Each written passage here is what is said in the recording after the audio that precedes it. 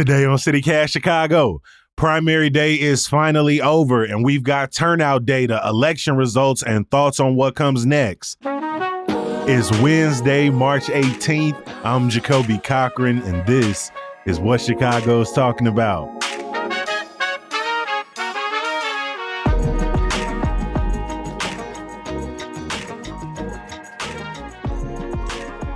I am joined bright and early at 5 a.m. in the morning with our executive producer, Simone Alicea. How you feeling, my friend? I'm all right, Jacoby. How are you? I am doing good. I'm running on 4 hours of sleep and a big-ass water bottle. Look like you got some coffee in front of you. I do, and I'm glad for it. We've covered however many election cycles have happened in this 5 years. And this is pretty much how we've always done it. Get up early in the morning, look at those results, break down some of the turnout data, which I know you have in front of me. Simone, I'm not looking for any big numbers here, right? I'm looking for maybe a little around a quarter of eligible registered voters showing out for the primary. What do those numbers look like on first glance? Hey, you might get your wishes. As of the close of polls on Tuesday, polls closed at 7 p.m., citywide turnout in Chicago was just over 25%. So that's just for Chicago. It's not for the whole state. But, you know, this is a city we're covering, so I think the one we're highlighting. That number is going to grow. That number doesn't include mail-in ballots that still need to be processed. You know, if you got your mail-in, if you mailed in your ballot, say, 4 days ago, 5 days ago, that kind of thing, that stuff is still kind of coming through. And so, you know, as far as primary turnout goes, it's not the best. But it's also not the worst. You know what I mean? Like, so in 2022, our last midterm primary, we had about 23% turnout. 2018, it was nearly 33%. So we can see kind of where some of those highs go.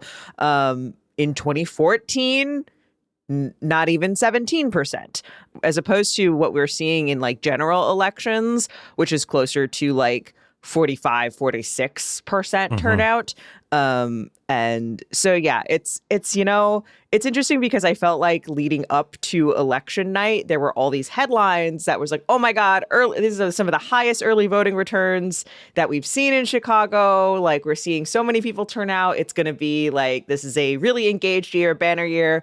But then there weren't as many people showing up on election day to vote. Whether that means that's just more people taking advantage of early voting and not coming in on election day. Maybe the cold kept some people away. Who knows? Who knows kind of what's shaking out those trends exactly.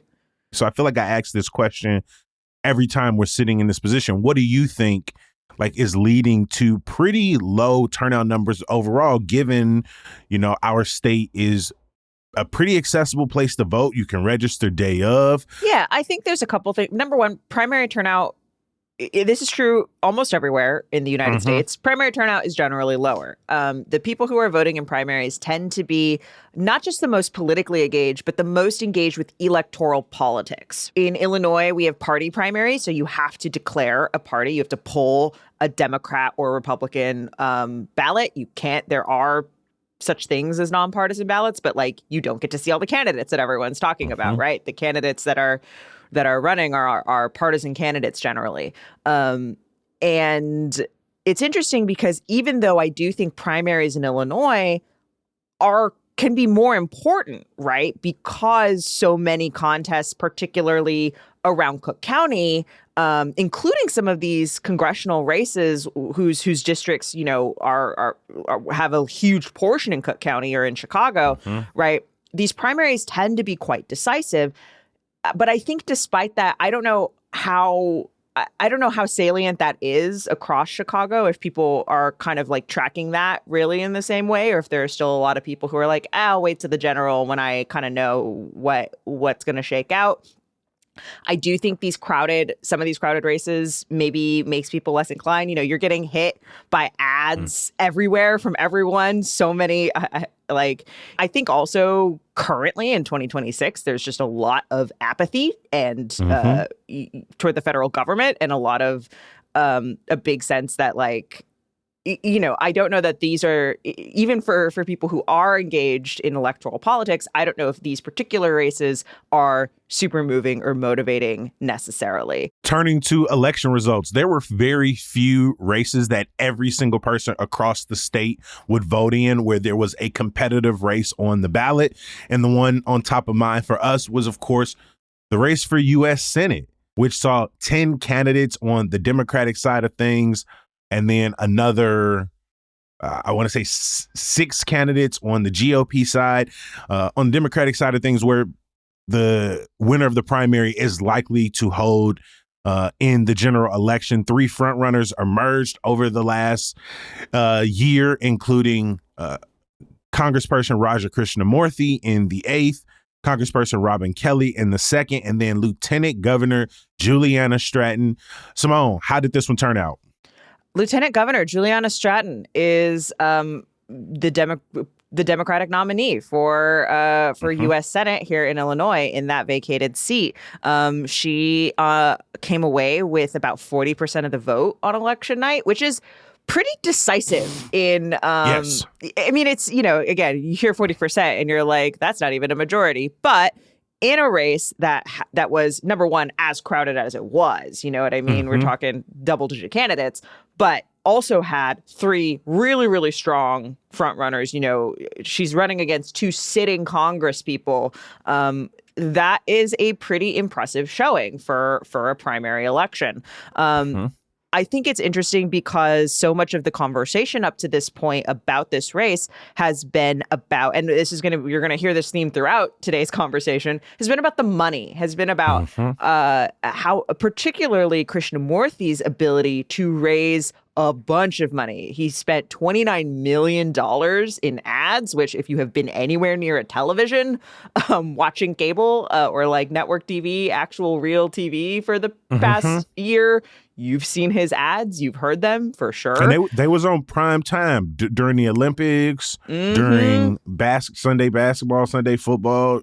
Krishnamurthy was there. I will say the Stratton ads did pick up over the last couple of months. That $12 million from long-term running mate J.B. Pritzker really made a difference. I know the ad that came out that was, pretty much buoyed by F. Trump, that definitely has some voters who were like, no, we're not leaning into that sort of Trump style of things, that more antagonistic, more aggressive approach. But it activated a lot of people who, for the first time, were really starting to see Stratton's ads, started to pay a little bit more attention to the campaign. And you could see in polls over the last couple of months, the last couple of weeks, that the Stratton momentum was picking up. Did I think it was going to be to the tune of 40% of the vote and 473,000 plus votes?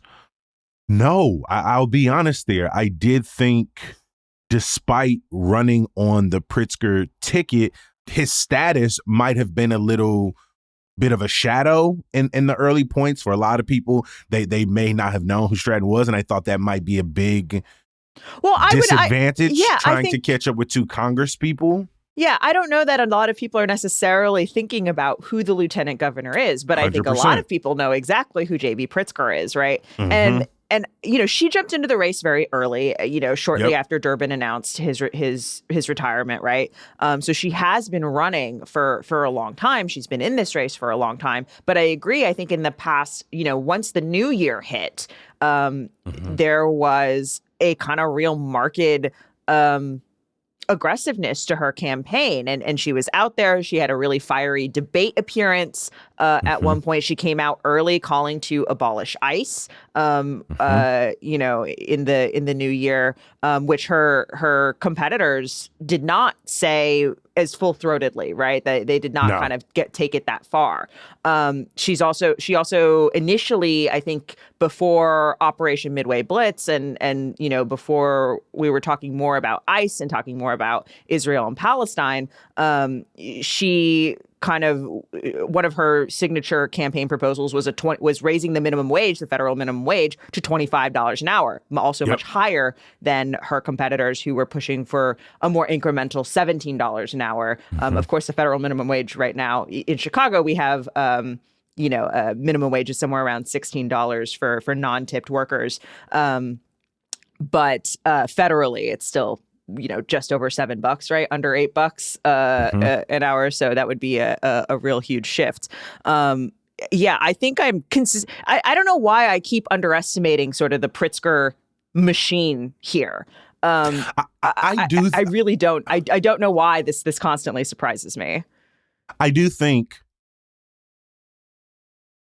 for both of us, while we may have had questions about if the Pritzker machine would be enough, that Pritzker purse would be enough to carry Stratton all the way, I think our biggest concern in this race was the fact that, we hear this every election season is like, will the black vote be split? Which I think for a lot of political pundits is like a problematic frame of thinking. But even in my own family, when we were talking through the Senate race, I saw that people were split between voting for Congressperson Kelly and voting for Lieutenant Governor Stratton. Like you say, a lot of their policies, around things like codifying abortion, around providing more access to Medicare, like a Medicare for all plan, focusing on affordability, pushing back against the Trump administration. These were things that made their campaigns very similar to one another. I will say, while Stratton came out a little bit stronger against ICE and President Trump, Kelly came out stronger against sort of U.S. military action internationally, was the candidate who called the bombing in Gaza genocide. And so there was this question of, will they split the vote? And ultimately what you end up seeing was Kelly still had an impressive showing. While most of the candidates in this race got somewhere between 5 and 10,000 votes, Kelly was able to secure nearly 20% of the vote with over 213,000, which is to say, if Kelly were not in this race and had stepped out, Stratton may have dog walked Krishnamurthy through this race by the end of it. And so I was more shocked that Krishnamurthy wasn't able to take advantage of that, even as PAC money over the last few weeks have been pouring money into the Kelly campaign, have been pouring money into directly opposing Stratton. And like you said, Krishnamurthy and trying to kind of exploit that divide, right? Really trying to kind of exploit that split. Yeah. And Krishnamurthy had both of them on fundraising, was the second highest federal fundraiser in the country.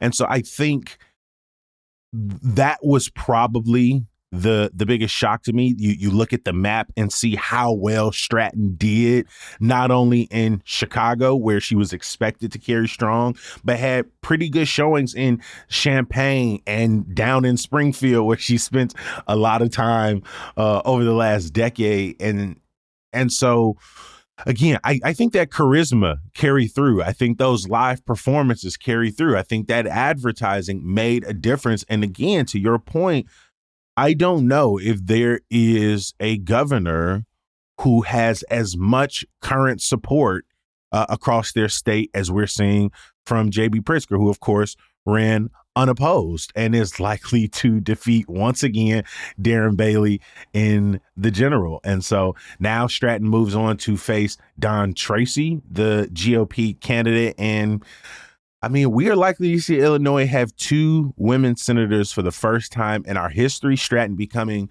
just the I think 6 black women, potentially becoming just the 6th black woman to be a U.S. senator. And we may see 3 black women in the Senate at the same time for the first time ever. So some major milestones. I'm one who doesn't love to talk about the first black person doing this and that, but some major milestones for Stratton if she's able to carry this victory into November.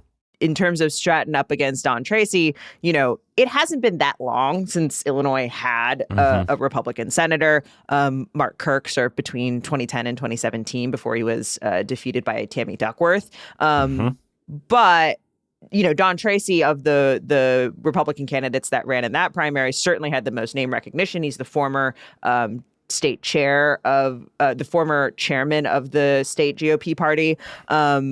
But the reason that he left, he was all but ousted weeks before the RNC in 2024 because of, he called it intra-party intra-party power struggles, and there was a real identity crisis in the state party, and there still is to some degree, of sort of members of the party who are full-throated Trumpists and who are fully in support of Trump's agenda, and, you know, Republicans who are trying to hold on to some sense of a pre-Trump GOP.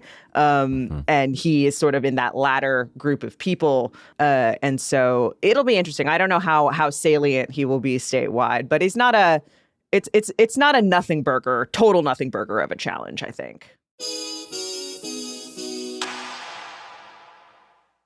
From the Senate to the congressional races, where I've had a few people reach out to me and ask, why did we focus on the congressional races we did when Illinois has 17 congressional districts? Well, let's do a little bit of math, right? There are currently 14 Democrats and 3 Republicans. Due to retirements or folks seeking higher office, there were 5 Democratic seats that didn't have incumbents running. And all of those other races, whether they ran unopposed or not, all the incumbent Democrats and Republicans won out and are moving on to the general election. All right, so that leaves us with 5 races. Well, in the 4th, where Chuy Garcia was retiring, due to some savvy last-minute political maneuvering, his handpicked successor, Patty Garcia, ran unopposed and will face off against GOP challenger Luis Castillo, who also ran unopposed. So what does that leave us with? And some independent challengers in November if they're managed to get those petitions signed. Yes, great point. So that leaves us with the 4 races that we were watching pretty damn closely, which includes our home districts where there were retirements, you in the 9th and me in the 7th. So let's start with you, Simone, because this was a race that drew a lot of attention over the last few months due to not only the major political figure who was stepping down, but also the money that flowed into this race, the candidates who are running. So let's go through the results here. Yeah, so this is Representative Jan Schakowsky's district. She announced she was retiring after a lot of speculation as to whether she would retire. And the person who has come away victorious in this extremely super duper crowded race is Evanston Mayor Daniel Biss. He got 29% of the vote, which again, you're hearing 29% and you're like, how is that a win? Well, you know, there were 17-ish candidates, I think, in the Democratic race, or I think 15 maybe. And you know, a lot of really, really strong candidates in this race. You know, I think Biss, the generally agreed upon sort of front runners, his opponents he's kind of in the middle of the 3 people who were considered the front runners. I think on the one hand, you had Kat Abu-Ghazaleh, a former journalist, influencer, who had announced even before Schakowsky's retirement that she was going to run against Schakowsky for this seat. She is a newcomer to Illinois and Chicago. In fact, didn't even live in the district when she first moved here. And that was a big kind of point of contention in her campaign. But, you know, at the risk of using all the political cliches, very much a young upstart, someone who was running a leftist campaign, you know, was out. Clearly had an understanding of social media. Exactly. Had an understanding of how to run campaign events that really activated new voters. Like, because to your point, when you are starting from scratch with no name recognition, no deep connections to the political establishment or the social fabric of the 9th district, to come out and finish with 26% of the vote, 31,000 votes. Yes, I think that says a lot about how effective Abu-Ghazaleh's campaign was, whether you agreed or not. Yeah, a very impressive show. And again, I think that I think the fact that she was a newcomer in another cycle and in another time really would have been an automatic no for so many voters in this district. This district covers, you know, much of the north side of Chicago, but also suburbs like Evanston, Skokie, Glenview, all the way out to like Fox River Grove, Prospect Heights, right? And so like a very solidly Democratic district, also a pretty politically engaged district, a pretty politically savvy district. And so, yeah, I think it was sort of right place, right time for someone like her. On the other side, you had State Senator Laura Fine, who was, it's interesting because, like, I'm going to say, was the more moderate in this campaign. Although I think, again, in another cycle, in another time, much of her platform doesn't necessarily differ that much from, say, Daniel Biss. But the big thing, and sort of, I think something that was salient for a lot of voters because it got a lot of coverage and attention, Laura Fine was supported by AIPAC, the pro-Israel PAC and the pro-Israel group. They dropped a lot of money in this race, millions of dollars in support of Laura Fine and against both Kat Abu-Ghazaleh, who is very, she's Palestinian herself and has sort of came out really, really hard since the very beginning against Israel, against aid to Israel, calling the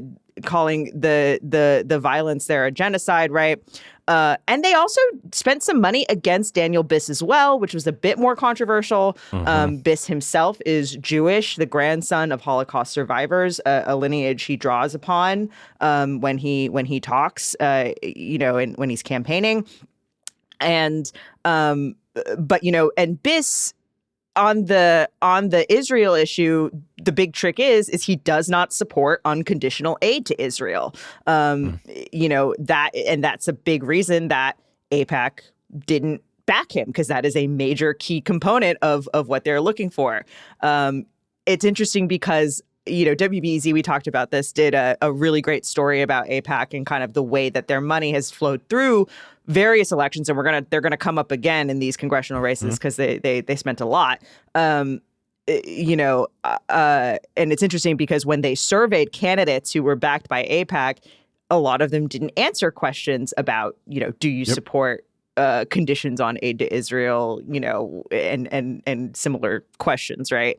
And so it's interesting that you have Biss that I'm describing as kind of this middle candidate, because he certainly describes himself as someone who is both an activist and a legislator. He, like Abu-Ghazaleh, was out at Broadview, came face to face with Greg Bovino, certainly is someone who's on the ground.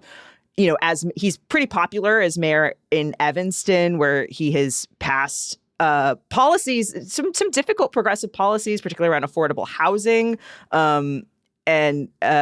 He has also called to abolish ICE, was one of the early candidates to make those calls as well. But he has been a state lawmaker in addition to being the mayor in Evanston. And it's so interesting because in 2018, he was running for governor as sort of a progressive darling candidate against a billionaire in J.B. Pritzker, who had an endorsement from Obama, right? And it's so interesting now to see Biss in this space where he is sort of, again, a more established, I think, again, someone who has, just by virtue of having had electoral experience, and, coming from a place of sort of policy making as opposed to just strictly kind of an activist positionality. It's kind of an interesting dynamic, but I think a big reason is because this race got so much coverage across the city and across the district.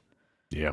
It's a good reminder that what constituents value or deem important from district to district can really change, where in this race, you point out Abu-Ghazaleh was the more progressive candidate when it came to discussing things like AIPAC support, the support or withdrawal of aid for Israel, right? She had yeses across the board in terms of opposing a believed genocide is committed. Like you said, Biss was split when asked about genocide, right? Didn't answer. Opposed aid, shrug emoji. didn't answer, right? Yeah. Laura Fine didn't answer any of the questions. And, we were wondering, well, how much will this AIPAC spending, this AI and this crypto, all of this, how much will this money impact the races? And as you go from district to district to district, you have really varying results. I think it's hard to draw conclusions on how successful or not this outside funding really was. When, again, in this race, the candidate who had the most outside money lost, finished in third place. Speaking of that, I think another district that doesn't give us any clear answers is your district, Jacoby, in the 7th. Yeah, where over the last couple of months, there's been a lot of questions about the money flowing into the district. The front runners in the 7th district were City Treasurer Melissa Conyers Irvin, who has run in the 7th before, also run for mayor before. And a lot of talk was made about the amount of outside spending on her campaign, on her media, on her campaign mailers. And Melissa Conyers Irvin pushed back at every point. In some cases, chose not to answer the questions. At other points, said, whoever is supporting my campaign, we are grateful, but we are not beholden to them. But it seemed like most of her last couple of months of campaigning was really trying to push back on this narrative that she was the bought candidate. Whereas State Rep LaShawn Ford, who has been in that position for 20 years, I'd argue ran a campaign in which he had to push back against the spending that ran a lot of advertising that focused on his previous financial charges, who talked about him not serving the district. And yet he ultimately won out in a pretty tight race against Melissa Conyers Irvin and Anthony Driver. I believe LaShawn Ford won 24% of the vote with just over 22,000 votes. Melissa Conyers Irvin finished second with 19,000. Ford received the endorsement of longtime 7th District Congressperson Danny Davis out the gate. When Davis announced his retirement, he announced that right alongside his endorsement. Ford was outspent in this race, out media blitz, and yet he won with what I would describe as a very localized and safe campaign, right? He didn't make Trump the center of his campaign and took questionably modest stances against ICE, seems pretty full steam ahead on AI. He didn't really comment all that thoroughly on U.S.-Israeli relations. He focused mostly on affordability within his district. He relied on a pretty reliable set of primary voters, which is to say older Black church-going voters. So his endorsement from area pastors, while it didn't make headlines, was key.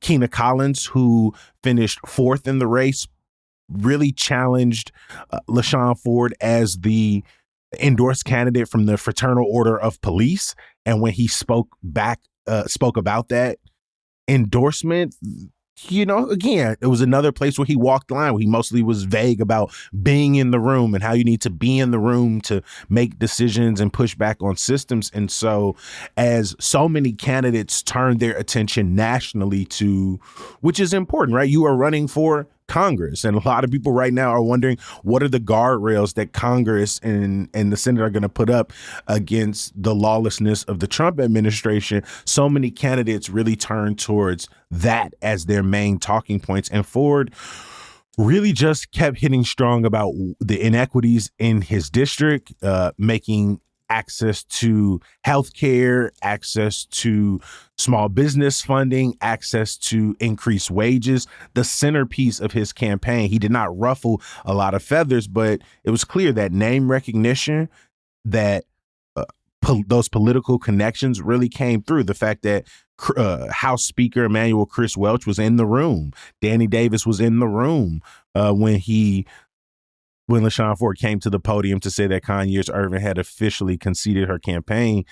I think that says a lot, right? He didn't have, in my opinion, an advantage on social media. He didn't rally a lot of young voters. He stuck to the tried and true talking points and sort of rode that experience. Which I think speaks to the differences between these two districts in a lot of ways, right? Like 100%. For him, he's like, he didn't believe that the voters he relied on wanted a campaign, or seemingly wanted a campaign, in which Trump was the focal point, or they were talking about, U.S.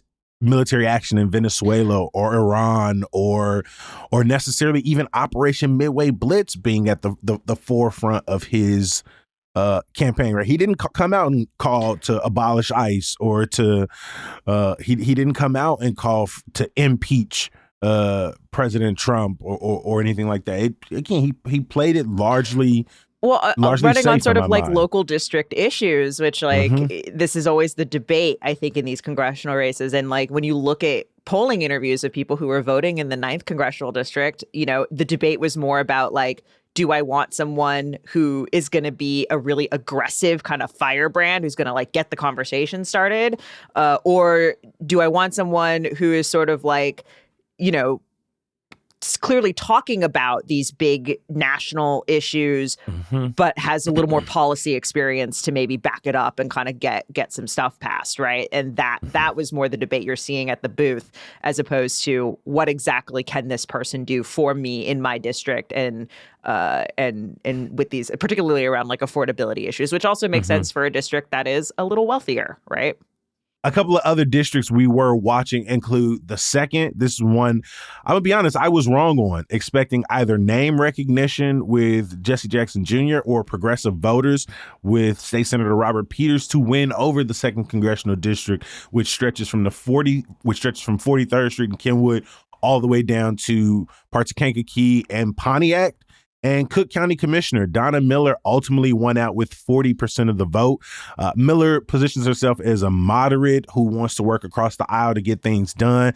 Miller's calling for more investment in the South suburbs, which we've covered extensively, pays exorbitant high property taxes and has suffered from decades of disinvestment. She's called on a renewed commitment to the South Suburban Airport, Medicare for all, and to Miller's credit, has repeatedly called out the Trump administration for its lawlessness as it relates to federal funding cuts and strong arming local governments, Operation Midway Blitz, and the violence of ICE.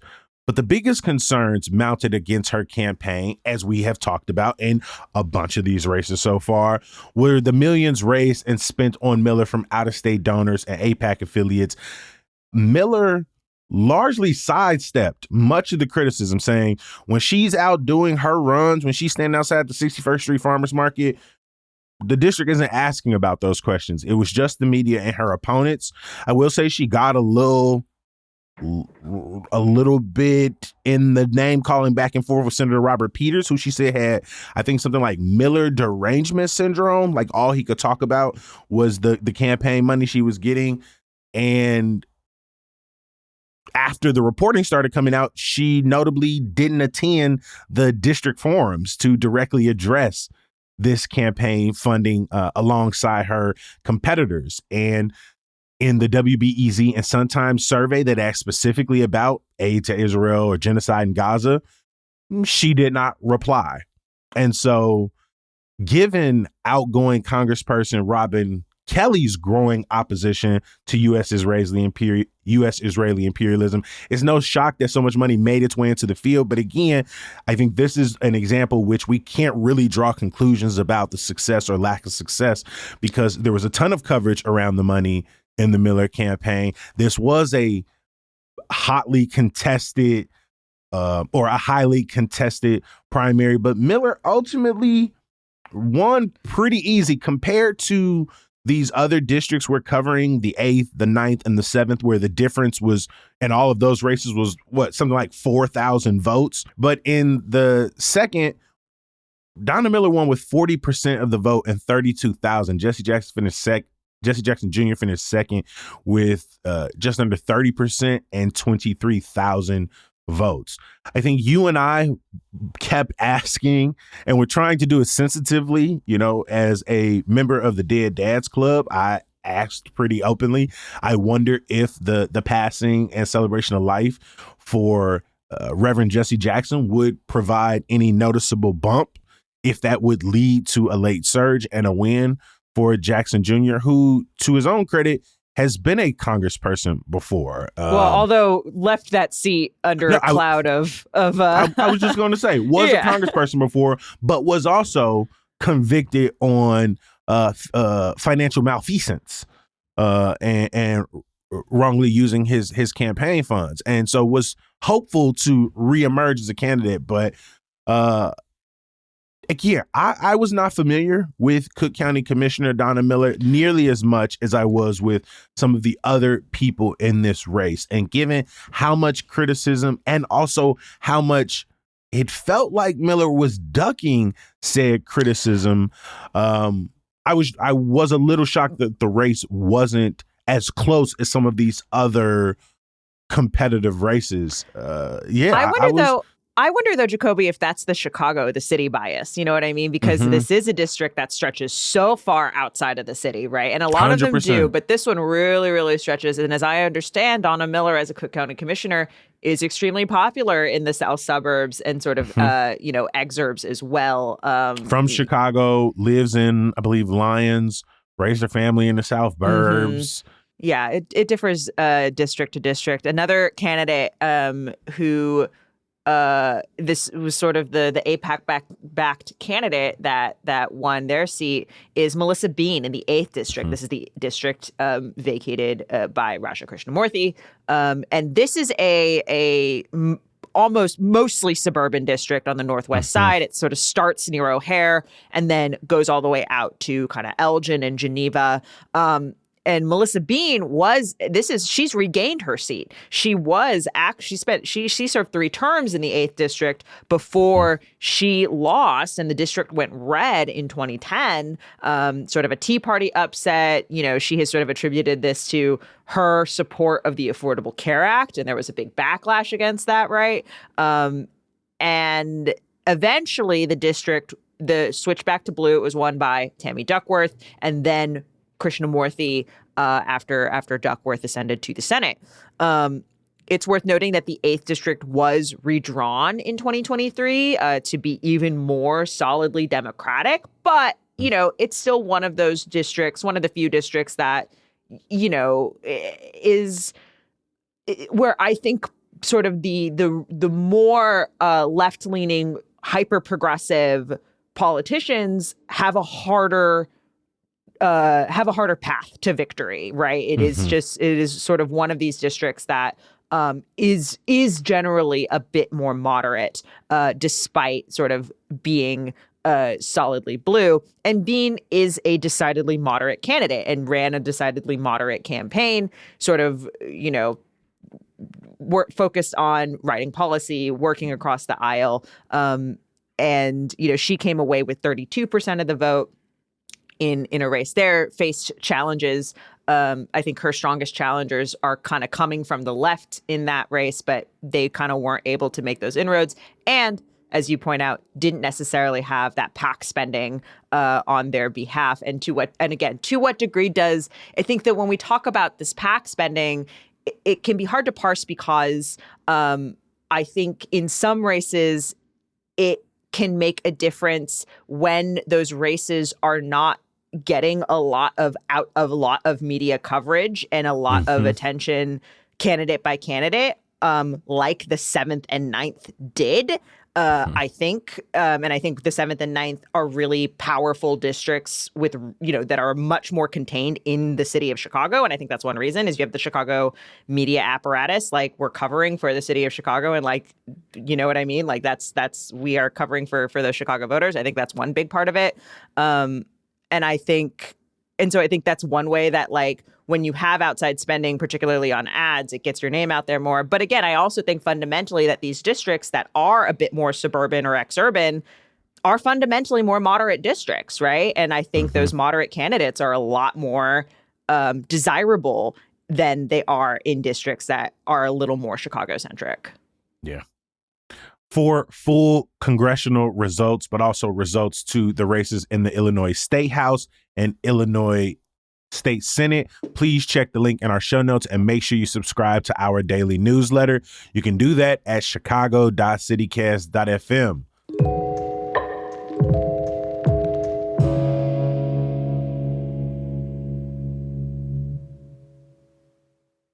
Simone, let's finish out looking at some of the county races we were watching pretty closely, and I'll start us off with the race for Cook County Board President.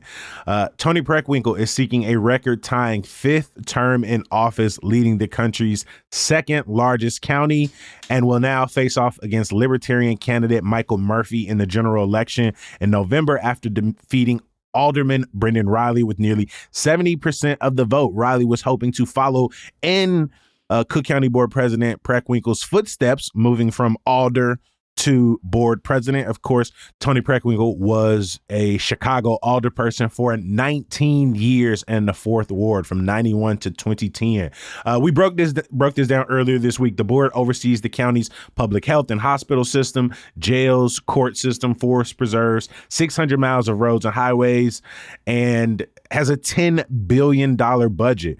And Preckwinkle largely leaned into her bona fides, centered 15 years of balanced budgets without increasing their portion of property taxes, reducing the county's debt, expanded health coverage to over 500,000 county residents, reduced the county jail population, championed the elimination of cash bail, created the nation's largest guaranteed income pilot, bought back nearly $1 billion in medical debt from residents, and has been not only a power broker in the Cook County Democrats as the head of that political apparatus, but has been one of the least controversial executives, faces some of the least criticism when you're comparing them to, a J.B. Pritzker, who is balancing sort of the state and national profile right now. Mayor Brandon Johnson, who is constantly trying to maneuver between drama with the state and his own city council, right? Toni Preckwinkle is not largely challenged by the 17 members of the Cook County Board. So I think it is pretty clear that a record-tying 5th term is forthcoming. Yeah, another county race we were watching is Cook County Assessor. And in this case, you had what you might call an upset in the sense that incumbent Fritz Kagi has lost to challenger Pat Hines. Pat Hines is a suburban assessor out in Lyons Township. Hines got just over 52% of the vote. But the reason I sort of hesitate to call it an upset is Hines had the endorsements of notably Cook County Democrats, which I think is the big one. Cook County Democrats opted not to back, the incumbent who's been there for a while. He also had endorsements of labor, Chicago Federation of Labor, building trade unions, but also building owners and managers association. This is such an interesting race because I think Kagi is the face of high property taxes. Like it is the assessor who is assessing the value. And these assessments, particularly on the south and west sides, where assessments have gone up, which means that property tax bills tend to go up as well. In the south suburbs, we're seeing this, but and those property tax bills are hitting people really hard. On top of that, on top of just high property taxes that no one wants, over when Kagi first came in, he kind of came in as a reformer, and one of the things he was trying to get at was what he called more fair assessments on commercial buildings downtown. He was saying they were being underassessed. These commercial owners are not now saying they're being overassessed. There is some evidence to support that may have been the case. But they're upset about their higher property taxes or their high assessments.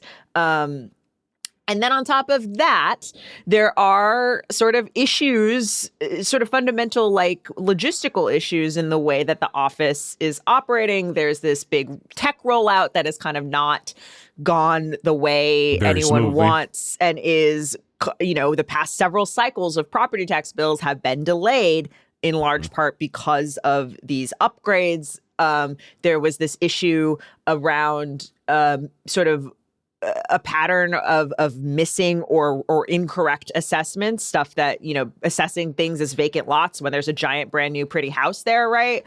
And not being able to catch up with that. It's interesting because Hines, I think it's interesting because Kagi came in and said the assessor's office has been corrupt, right? And there's a lot of evidence, right? There's been a lot of reporting on this, right? Under Joe Barrios and previous assessors. Hines Hines's campaign is less about saying that Kagi is corrupt. There's a little bit of attacking, but that's less the issue. He's kind of more saying that he just thinks Kagi's incompetent. He just thinks the office, like you can't do this job well. It's not. Like, you're not yes, doing you it rooted correctly. out some of the corruption, shot out to your ethics reforms, but you're not good at your job. Sir. You're not. And he had worked in the Hines had worked in the assessor's office too, and said that is partly what had motivated him to run, was his frustrations. It's also worth noting, though, that Hines comes from a really politically connected family, particularly in the assessor's office. And in Cook County, where, you know, in a place like Cook County, I kind of always question big family connections to Democratic politics. You know, his uncle was Thomas C. Hines, was a really influential Democrat, president of the Illinois Senate. And then, you know, he was the assessor for 20 years. Yes, from 79 to 1997. And then, you know, his cousins are Dan Hines and Matt Hines, who, you know, had served at various points as state comptroller, deputy governor to J.B. Pritzker, and I think Matt having served as chief lobbyist for Mayor Rahm Emanuel. And so, you know, I don't know what this means. You know, I'm not saying that that necessarily indicates anything about Hines' performance as what it could be as assessor. But I do think it's kind of interesting that I do think it's kind of interesting that you have someone who is really, really politically connected, kind of coming in after sort of a attempted period of reform. And so I'm curious kind of what that will mean for the assessor's office, and of course what it will mean for all of our property taxes moving forward. Yeah. Interesting where the only incumbent loses, but they're not losing to like some upstart or anything. They're losing to another politically well-connected individual, which I think begs the broader question. Like, as much as we did see some attack ads across the U.S. Senate and the congressional races, it was largely amongst candidates. There wasn't a lot of these campaigns rooted in calling out their predecessor, particularly in the spots where people were retiring or people were stepping down. Like, it was not a ton of acrimony for Krishnamurthy or Kelly or Davis or Schakowsky. And most of the people who ended up winning were largely politically well-connected and establishment candidates, right? Yeah, I mean, both in the ninth and the 7th, both were endorsed by the people who had held the seat previously, right? As I mentioned, I think there was some hunger for sort of quote unquote outsider candidates, firebrands, people, you know, a bit more anti-establishment. I think one thing about primary voters is, again, because of historically who votes in primaries, those establishment connections, those endorsements do tend to carry a lot of weight in Illinois primaries, that in a way that is potentially not as true for general elections that are competitive, which is why I'm going to be really interested to see particularly the 4th congressional district race where, you know, if independents do manage to get into that race and we see something competitive kind of more on the left, I think that might be a different kind of calculus.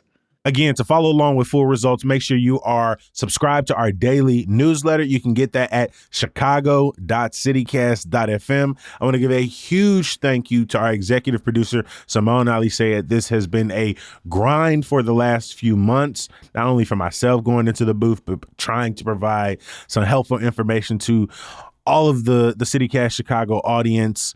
I'm excited for a little bit of a break, but we will be back at this very, very soon. Hey, thanks, Jacoby. Before we get out of here, you know, I got some good news. The Chicago Human Rhythm Project presents Stomping Grounds, a magnificent dance event going down this Sunday at the Logan Center for the Arts in Woodlawn. You can see some of Chicago's best dance troupes live in action for the free. I'm going to drop a link for you in the show notes. As always, we appreciate you for making time. We're going to be back bright and early tomorrow talking about how to make the best of 4 seasons all in a matter of 48 hours. We'll talk to you then. Peace.